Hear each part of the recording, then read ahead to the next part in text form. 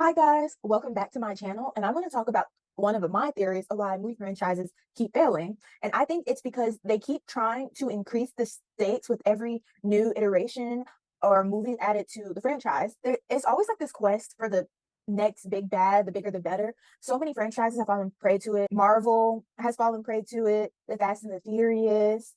There are so many other examples that I'm drawing a blank on but I can probably add clips of them in here, maybe.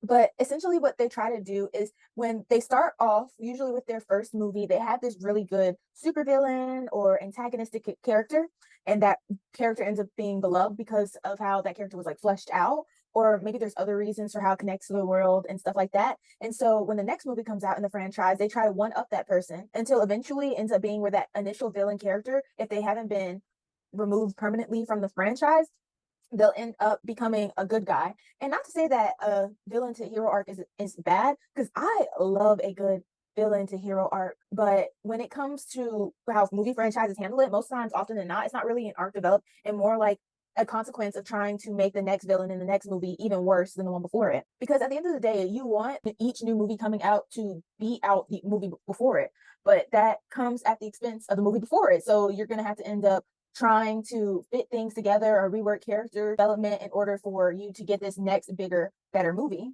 But what movie franchises expect isn't always achieved. They become essentially victims of their own success because they're unable to achieve that level they had in the beginning. Because in the beginning, there was a set expectation of what you wanted the movie to be, how you wanted the characters to go, how you wanted the villains to go, development, location, all these things go into that first movie.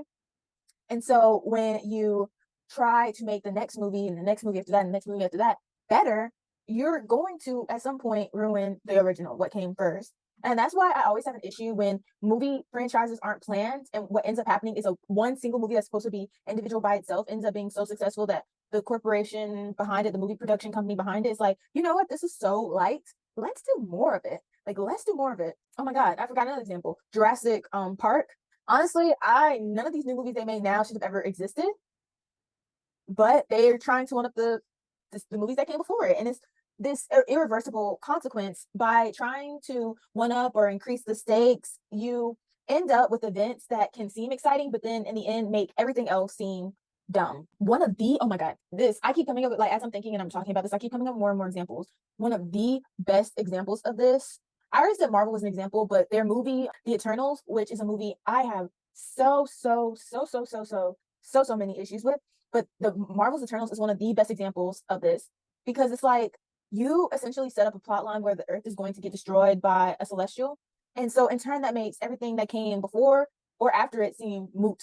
Like you reversed years of development, years of build up, years of characterization, years of world building for the sake of making the villain seem like even worse. And so that's why it's so difficult to effectively increase the stakes because most times the first movie increases the stakes enough for you to both believe it and be excited to see what's going to happen. But over and over and over again, that success can't be achieved. It's not hard for franchises to lose their way. More often than not, franchises lose their way, then find their way or keep on the path that they've been on.